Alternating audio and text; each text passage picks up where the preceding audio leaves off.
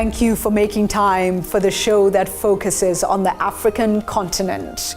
This week, we continue our series on refugees in Kenya. Which way forward? We host Apurva Sanghi, lead economist at the World Bank. We get your views on the issues, and we have Africa's top 10. You're watching the Africa Leadership Dialogues. I'm Julie Gichuru.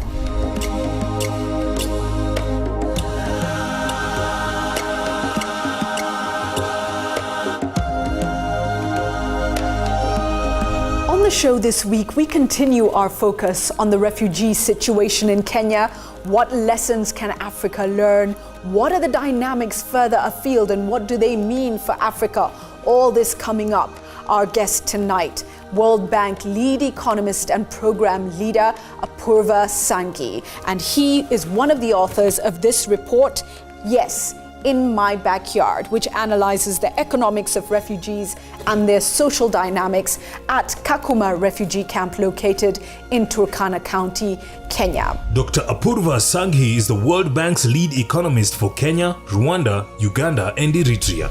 Previously, he was based in Washington, D.C., leading the economic growth cluster of the World Bank's Poverty Reduction and Economic Management Department. He holds college degrees in physics and economics from the University of California, Los Angeles, and a PhD from the University of Chicago.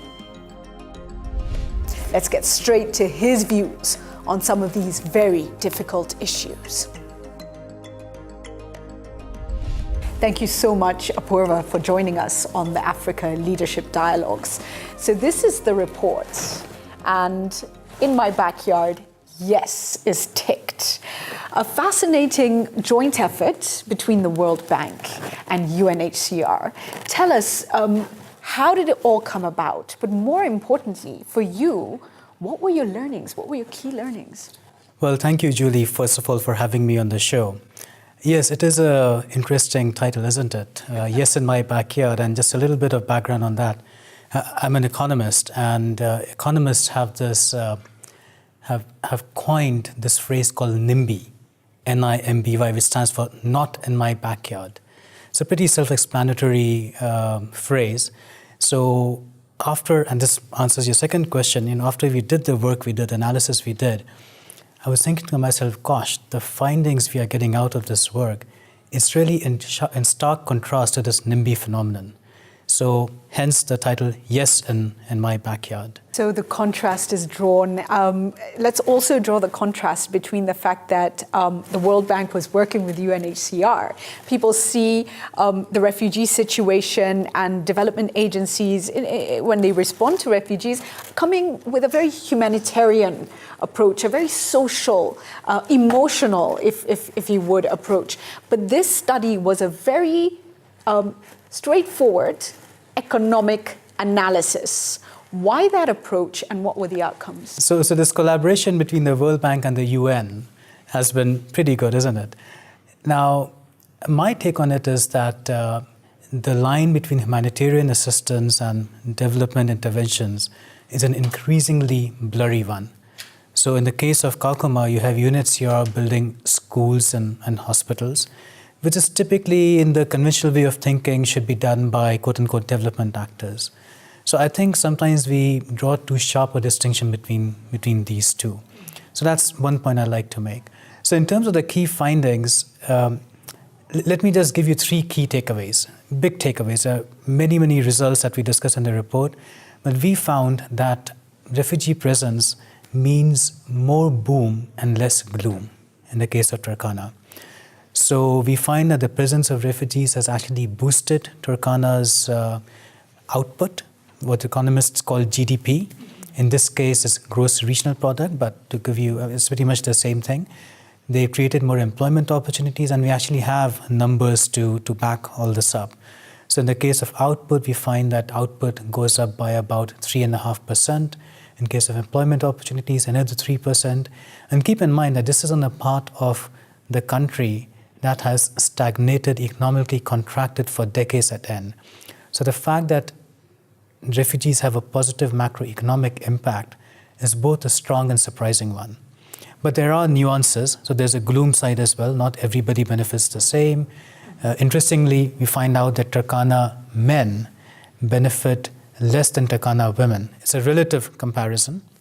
We also find out that people engaged in livestock don't seem to fare that well. And livestock is one of the main livelihoods in the Turkana region. So that's the first message: more boom, less gloom. The second message is that we actually look into the future and we look at the impact of two diametrically opposed policies on Turkana's economic future. One is a policy of integration, so integrating refugees into the workforce and seeing what happens to Turkana's economy. And the second is, well, what are the campus shut down today? Because the key question on policymakers' mind is, going forward, what do I do? How do I maximize the presence of refugees and minimize the cost? So we look at these two policies of integration versus decampment and find that integration would have a direct, positive, and more or less a long-lasting impact on Turkana's macroeconomy. So it would boost output by about 6 to 7%. It has other impacts on wages and prices, and these effects last for about 25 years or so. In contrast, decampment leads to a complete collapse in prices, wages, and output, and that effect is permanent. So that's the second message, that integration trumps decampment. Mm-hmm. And the third message, and this is an interesting one, is that if you want to better the lot of refugees, and you can be, usually it could be me, it could be you, and it could be anyone, if you really want to help refugees, and if you also want to benefit from the refugee presence, then help develop Turkana. And the reason is simple. In our work, we find that the benefits of integration are blunted because low levels of development in Turkana. There's poor connectivity, poor infrastructure, lots of monopolies and oligopolies and wholesale trading that prevent the full benefits of integration being realized. So that's the third message, that if you really want to help refugees and if you want to benefit from refugee presence, help develop Turkana. So let's put this in context now, and let's put you, Apurva, in a room with policymakers, probably a president, his cabinet secretaries, and you have to put the argument to them. They've asked the question, what's the best way for us to move forward in terms of policy when it comes to handling our refugees? And remember, we have to communicate this message to the public. There's the politics of it. How would you advise them to move forward? What ammunition would you give them to be able to spread the message in the most positive way? I use the term ammunition to the public for acceptance of a new way of dealing with refugees. Right, so I would say that first of all, let's look at the past. Have refugee presence been good for you or not? And there we now have the evidence. Previously, we were operating under assumptions. Now we are moving from assumptions to evidence. So the evidence is undeniable that refugees have had a positive impact on your economy, Mr. or Madam President, Mr. or Madam Finance Minister. As a corollary, I would also say that it's countries like Kenya, which is now the second largest refugee hosting country in Africa after Ethiopia. There's countries like Kenya that are becoming the unintended shock absorbers of increasing fragility and conflict. So I think it's really important to recognize that, which means that the fiscal pressure on countries like Kenya in terms of hosting refugees is growing. And so that needs to be addressed. But coming back to how I would make the case, I would say that refugees have been good for the economy. Now, what do you do going forward? Well, you can let the status quo prevail. If you buy the argument, if you buy the empirical evidence that refugees have been good for the economy, then no need to do anything. But I would take it a step further and again ask the question, can you do better than the status quo encampment policy? And the answer is yes. Again, we have the evidence to show that integration trumps decampment or even the status quo. But I would also point out that not everybody benefits. So there are interventions that need to be made by the government, by international policy actors, by the private sector to make sure that those who haven't benefited as much or those who are falling behind because of the presence of refugees, no longer need to be behind. Right. So host communities who feel that they're out of the loop, they're left out of the services and the rest of it are in some way captured. And I'll give you one small example from our work. We find that consumption measures within 5 kilometers of the camp are 35% higher than outside. So in some ways, it's a positive story that, well, residents in and around the camp are benefiting. But in some ways, it's a not so positive story, which means that because people outside the camp are not. So how do you bridge this gap? And there is a divide, as we clearly find out in our report. I'll give you another example. We find that physical measures in terms of BMI, body mass index, or some of skin fold measures, which are all considered to be very good proxies of nutrition status and energy status. So these are much higher for residents, for local residents in and around the camp than in other parts of Turkana. So I go back to this message that it's also important to help develop Turkana. Stay with the Africa Leadership Dialogues.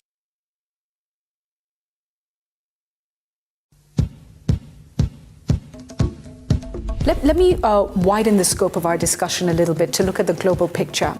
And we've seen over the years when instability happens, Libya, parts of North Africa, some parts of West Africa, we see the influx or the movement of refugees trying to get into Europe. Right now, the Arab situation means that Europe is already bearing a heavy burden and it's struggling. The US is locking its doors and saying, well, for some countries, it's just not going to happen. The expectation is that we may not see a reduction in the number of refugees anytime soon.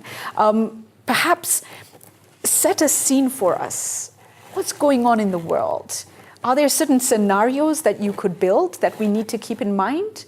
And what can we all learn from what's happening now?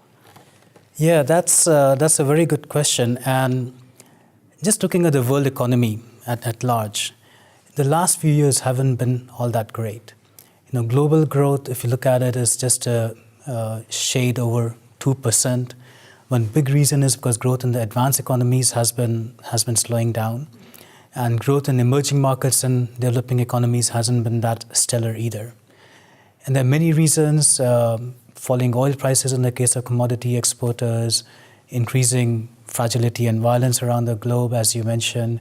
So, and just give another example: global trade has stagnated. It's been at its lowest level in 2016 than in the last few years since the global financial crisis. So the global picture is not all that great. Now, there are some green shoots. Interestingly, the US in the last quarter of 2016 is showing quite a bit of positive momentum. But then you have the EU, which has its own problems and is posting low growth because of a fall in demand and fall in exports. So it's not the best external environment to be in. Let's just face it. Now juxtapose that with the flow of refugees. Now, this is the interesting part. If you read the news today, if you watch television today, you would think that it is developed countries that host the largest share of refugees. But that would be wrong. In fact, as we discussed in our report, developing countries bear almost 90% of that hosting of refugees. And this admittedly is providing a fiscal strain, imposing a fiscal strain on their budgets. So there is a need at the global level to address this issue. Now, what lies ahead? I'm afraid I don't have a crystal ball, so I can't really tell you. But a lot of it also has to do with what happens in the global economy. And hopefully the worst is behind us. There are uncertainties ahead, though, but let's see where we go. A lot of refugees who do make it to stable environments become incredibly successful. Or you see a generation in, their children are huge contributors either to the tax base or, they take education very seriously. What can we maybe learn from patterns? What would you want to share maybe about perceptions that we have around refugees and opportunities that exist? Well, refugees are like any other people. I mean, the only thing I was well, let me share this. In all my trips to Kakuma, I witnessed firsthand the interactions between refugees and host community members. And these interactions are not just economic, they're social, they're cultural. And it's interesting, I think if people have a preconception of refugees, they should actually go visit a refugee camp or where refugees reside. And you'll see that these interactions need to be capitalized upon and not penalized. And at the end of the day, refugees, like any other human beings, they want the same that we all want: a decent environment, a better future for our children, and they don't escape from their home countries because they want to. They're forced to in most cases. I'll give you another bit of statistic. 1 in every 113 people, according to UNHCR, is now either a refugee or seeking asylum or is internally displaced. So the one big message I would give is refugees are just like any of us. They want the same future for their children. They want to better their own lot. And it's out of other circumstances that they are forced to be where they are. Thank you for that. Now, we've heard from the World Bank that there's an effort that will be made to ensure that host communities do have some equivalence and benefit. $100 million from April will be spent and invested into host communities who are hosting refugees, and I think it was specifically the Turkana County that was referred to.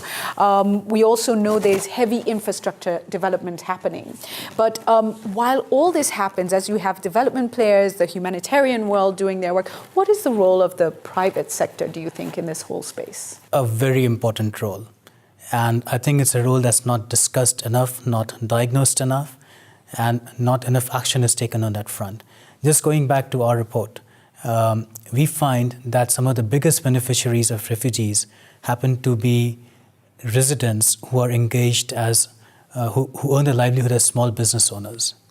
And this is basically, in some ways, the private sector. It's not the private sector writ large scale, but it is still informal. It's an informal private sector working for a profit incentive, working for a profit motive. So I think that the role of the private sector is immense.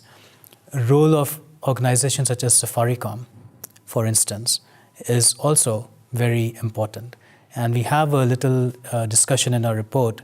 When after the Garissa attacks, we found that when remittances were shut down temporarily, again, people who were much more engaged in the private sector as part of the business, small businesses, they were able to buffer that shock much better than others. So the private sector plays an incredibly important role. And in the case of the World Bank, we are the World Bank group. We have a private sector arm. And I believe now that my colleagues in the IFC are looking at ways to intervene from a private sector perspective, in addition to the World Bank arm, which, as you mentioned, Julie, refers to investments in infrastructure and public goods. So I think it's the marriage of these two that will really set the trend forward. Do you have hope for change? You worked in the Kenyan market for several years. You were lead economist for various countries in the East African region. When you look at the situation, do you have hope that we can transform? Absolutely. The short answer is absolutely. A slightly longer answer is that in the case of Kakuma, I'm going to stay with this report because it's really important for the word to get out. Kakuma, Turkana is an exemplary example to the rest of the world of this not in my backyard syndrome, just rejecting it. It's an exemplary example of what I call YIMBY, yes in my backyard. And if that doesn't give hope, I don't know what else will. I mean, this is too good an example to be kept a secret anymore. And you can get the report online. Just take a look at the screen now and get the details. You can read that report online. And Apurva has just coined a new phrase, term, and it is YIMBY. YIMBY it is. Finally, please look into the camera and deliver a final message for either policymakers or it may just be a young African watching, wanting to learn and know more. What message would you leave them with, please? So the message I would leave them is, the more passionate you're about a topic, the equally dispassionate you have to be about the way you approach it. So you have to have a cool head, you have to do analysis in a way that don't be afraid to go where it leads you. So the more passionate the topic, the more dispassionate you ought to be. Thank you so much. What a pleasure. Thank you. Thank you. Stay with the Africa Leadership Dialogues.